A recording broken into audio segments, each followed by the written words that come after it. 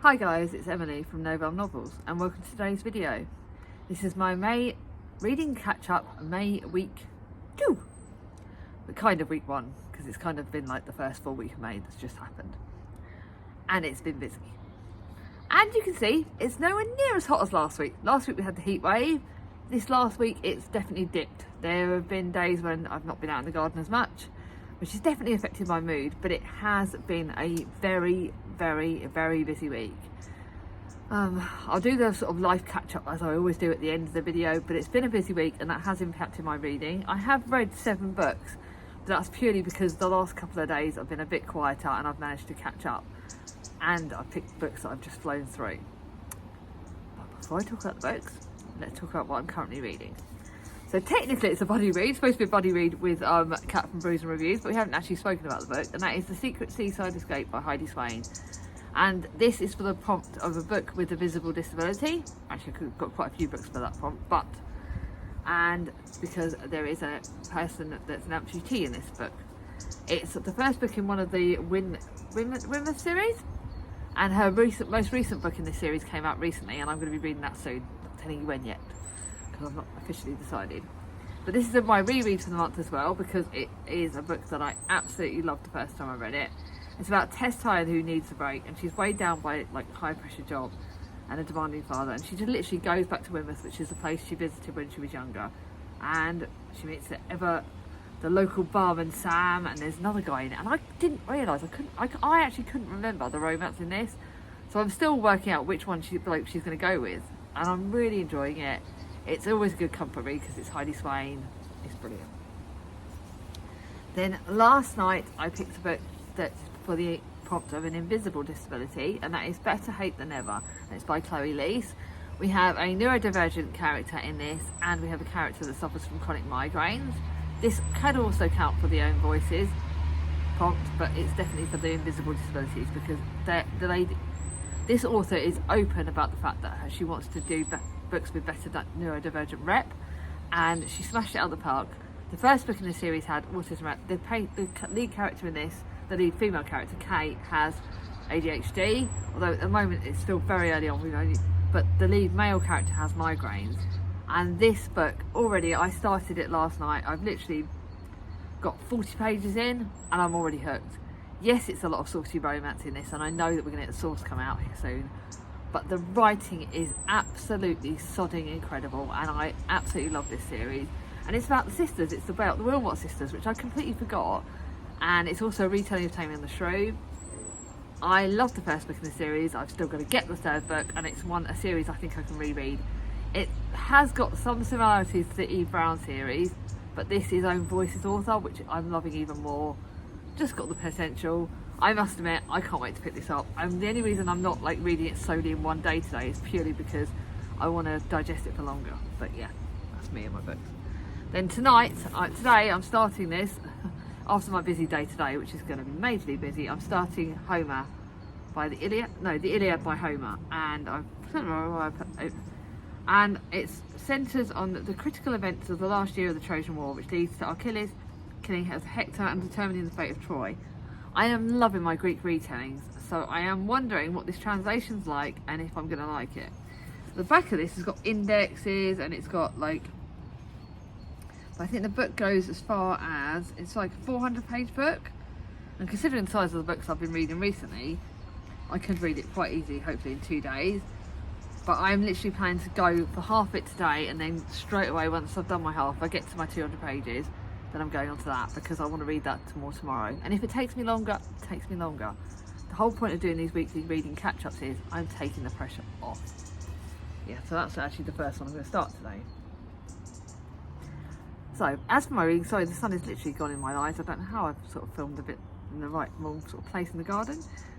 But, actually, I've had no crap books yet in the last week. I read 7 books in the last week, and they've all been good. As to whether, considering last reading month was crap, admittedly I've only got 1 5-star, but I am deliberately scattering out my 5 stars over the course of the month. But the first one that's a 4-star is Rachel's Holiday by Marion Keyes.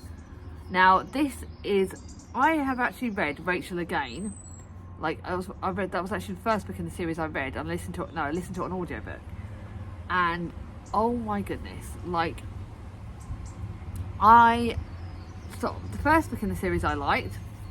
The second one I didn't love. I didn't really like that much. This one is a lot better, but it is a friggin' mahoosive book. It took days to read because it is like 621 pages, but it is like candy in the fact that it's a contemporary book. I can reread it quite easily.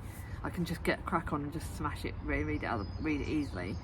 It's about Rachel, who is probably one of the most famous characters in the whole series, and I did really like it. But it does talk about addiction, drug addiction, lots of different addictions, and it's got a lot of triggers in this, so you please do need to be aware. I'm just trying to see what other books in this series that I've read. Red Watermelon, and I can't remember which other one, Angels I think. But anyway, this is a really good book. I do really think you need to read this series in publication order, because it literally has it talks about books, people from the other books, the sisters from the other books. So you do need to read it in character order. It is a good book. I can't wait to read the next one though, because the next one, I knew what happened to Rachel at the end of it, because obviously I read Rachel again, which is connected. But I'm really looking forward to seeing what the other sisters are going to be like, and I can't wait to read the rest of the series. I still love my pretty edition of that, so that's going to be 10. And they've got lawnmowers going around, so this is a great fun today. Then for my non-fiction book prompt, it is The Invisible Kingdom, Reimagining Chronic Illness by Megan O'Rourke. And this was given to me by the lovely Cat from Brews and Reviews, my fellow host. By the way, we will be doing a live for the readathon, but it probably won't be until now, until the end of the month, because I am literally having the most insane month going. I probably have been mad doing the Spoonies in May, because May has been my busiest month. But anyway, this is non-fiction. I am so flipping sorry about this busyness and everything else. I'm going to press pause for 2 seconds. So I think that's quieting down a little bit. And this basically is set in, it's an American author, so I do think predominantly for me, I do still want to read more books set in the UK, because I do think the UK NHS, and seeing how the NHS talks about the chronic illness. It is a really, really informative book, and it's one that talks about a lot about, it's more like chronic illness rather than chronic pain. So I didn't have as much connections with the characters, or with the lead character. But it does talk about, this character's got a lot of invisible illnesses, and it does talk about how the fact that an autoimmune diseases. So if you've got any autoimmune diseases and chronic illnesses, then you'll probably relate more to this book. But it is really interesting, definitely a good one, definitely one I'm glad I read, and that's a book read for the podcast. But I think I'm pretty much keeping most of these books, and it's still noisy. I'm so sorry. The next one is a book that I borrowed from the library, and this is The Bones Beneath My Skin by TJ Klune. And it is, obviously you guys know, TJ Klune is one of my favourite authors. I loved Under the Whispering Door last year. I loved Under the Cerulean Sea. And I'm going to press another pause because this is getting stupid. Right, hopefully this is going to be better than now. Anyway, you guys all know I love TJ Klune, but this one is one of their sci-fi books, and I did not connect to it quite as much as I liked the other books. That is why this one is still only 4 stars. By the way, I've got to say, all these books are 4 stars at the moment. This one was good. But it's very much sci-fi, a bit of alien adventure. It's got LGBTQI romance in it, which is good. 2 new friends changing the world, and it's set in the spring of 1995 in America. And Nate Cartwright is at a loose end. His parents are dead, and his older brother has disowned him. And he meets up with Alex, a man called Alex, and an extraordinary little girl who calls herself Artemis Darth Vader.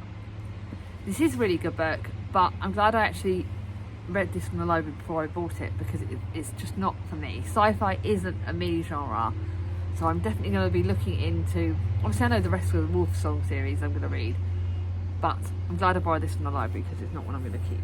It's not one I would actually buy myself full price now. Now I've got 3 4.5 stars. And there's more noise again. First one is The Bandit Queens by Parani Shrovlov. Can't say that. And that was, I think it was longlisted for the Women's Prize last year. It was gifted to me by the lovely Jem from Gemma Books. It was my TBR jar pick, and it fitted the prompt for Misery May, because bloody hell is it miserable. And it talks about women killing men and people killing their husbands, but obviously they've actually got really good reasons. But there is a lot of triggers in this. So when I say it's miserable, it bloody well is, and it really is one that Geeta is believed to have killed her vanished husband, a rumour she hasn't bothered trying to correct, because a reputation like that can keep a single woman safe in rural India. But when she is approached for help in ridding another wife of her abusive drunk of a husband, her reluctant agreement sets in motion a chain of events that will change the lives of all the women in the village. Very miserable, very good. The writing is absolutely incredible. It's bloody good book. I bloody loved it. I'm still trying to decide if I keep it or whether I put it somewhere else, but oh my god, I really did enjoy it. Then so my last book that I finished for the month, and that was The Stargazers by Harriet Evans. This is like a chunky book. It's 457 pages. Yesterday, bar me as orthodontist appointment, I had a quiet day and I read it all in one day. It meant that I read my pages for the Heidi Spain book a bit later. It meant that not very much housework got done, but I smashed through it in a day. Harriet Evans has been a real hit and miss historical fiction author for me, but this one has literally smashed it out of the park. But again, it could count for Misery May because there are some triggers in this, and if you want to know the triggers, please message me because there are a fair few of them. And it's then, so you've got a first timeline that is mainly set in like the 1950s in Fane Hall. We do have a little bit set in the 1920s and a little bit set in the current time, but it's mainly in the 1950s in Fane Hall, which is a big mansion that's falling apart. And then you've got the other main timeline is in 1969 Hampstead. Rescuing herself from the shadow of Fane and her mother, talented Sarah forges a career as a celloist and marries the love of her life, Daniel. When they move to a rambling, near derelict house in Hampstead, she's trying to get on with the business of becoming a family. But Sarah's past will not let her go. I thoroughly enjoyed this. I enjoyed it is not the word. It has a mystery element, and there were some mysteries that really kept me on my toes till right at the very end. There are a lot of triggering. Again, very miserable book, but a very good book, and one that I definitely recommend. This is probably the one that I will lend to Mum. Actually, no. I am actually thinking about it. Mum will not cope with that because there is a lot of triggers and it is quite miserable. We're getting there. We've got 2 more books and I still want to do the live chat. So I do not want this video to be too long. And the next one is the one that I'm really excited about as well. It's The Thursday Murder Club by Richard Osman. I wasn't decided whether it's between 4 and 4.5 stars. It really could be either which way. I'd probably boost it up to 4.5 because of the fact that the mystery element and thinking that I don't actually think Alice liked this series, but I know Jack did. I know Jack's loving it. I know I'm going to carry on with it. And it is obviously about the older protagonist, the Thursday Murder Club, and about them trying to solve murders, mysteries, and it's exciting and it's mystery in a really good way, and I am just absolutely bloody loving it. It's just what I flipping needed. It was what, and I think I read it on Saturday, which was one of my quieter days. But it's set in a pretty peaceful retirement village. 4 unlikely friends meet up once a week to investigate unsolved murders, and I really loved it. It is mystery. It has got a bit of darky, spooky bits, but it's not to the point where I got gored out and I didn't like it. Thoroughly bloody loved this, and this is another keeping. Then to my only 5 star of the month, and this is Carving Shadows into Gold by Bridget Kavanagh. And we all knew this was going to be 5 stars. We all knew I bloody loved this book. It's the second in the series after Forging Silver into Stars. You do need to read Forging Silver into Stars, and it would actually help you to read the Curse the Dark and Lonely series because it does connect to that. I cannot tell you too much about it because purely and simply, if I tell you, it will give spoilers away for Forging Silver into Stars. But it is about Tycho, who was in the Curse the Dark and Lonely series. It is about the people from the Dark and Lonely series. So again, I can't tell you too much about that, but Gray does appear in it, and Ren or whatever his name is does appear in it. Harper appears in it. We've got all the characters from those books that appear in it, but it mainly is about Tycho and Jax and Callan, who are the lead characters in Forging Silver and Stars. And it is exciting. It's got mystery, it's got fantasy, it has got all the fantasy I love. It actually does have a disability rep because it has a character with their own voices. I used it for the prompt of a book that will make you happy because I knew it would. It's Bridget Kavanagh. I love her fantasies. It's made me want to reread loads of different of the series that she's got. I know this is part of a trilogy and she's got another one that's going to come out. But all I'm telling you is I want the next one. I want to know how this series ends because it's good.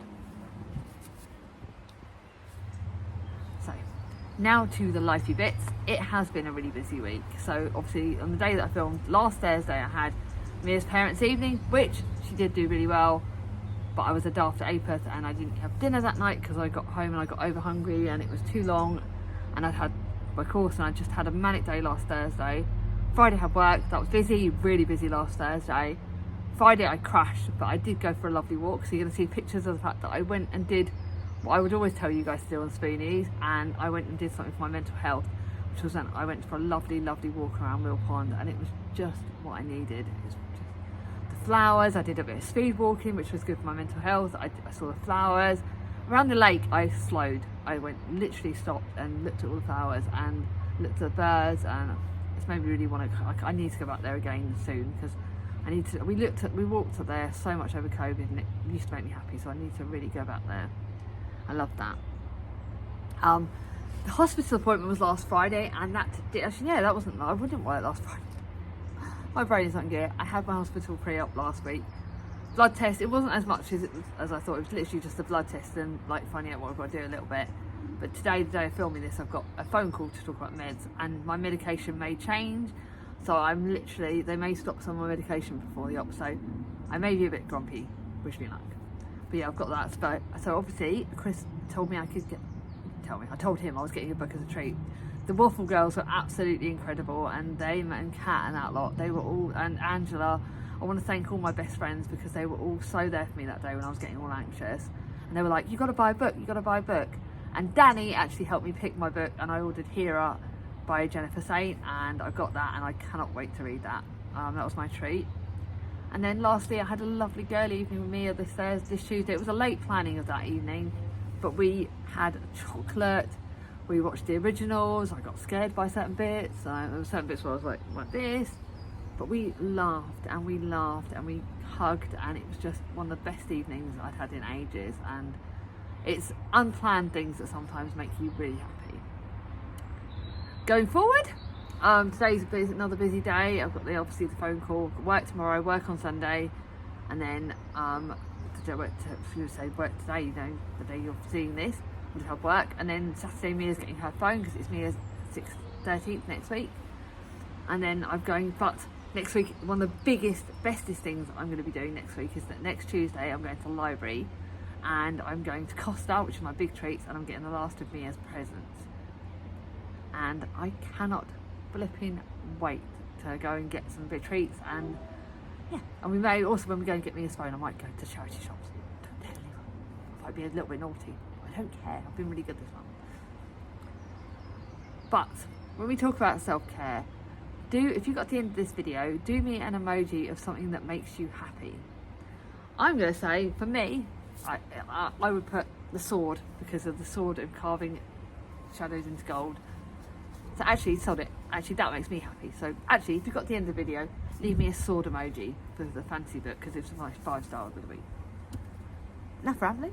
If you like this video, give it a thumbs up. If you're new to my channel, not so ring on my ding-a-ling, and let me know what you've all been reading this week. Have you been reading my new books for Spoonies? Let me know what you've been up to. Take care, everyone. Bye bye.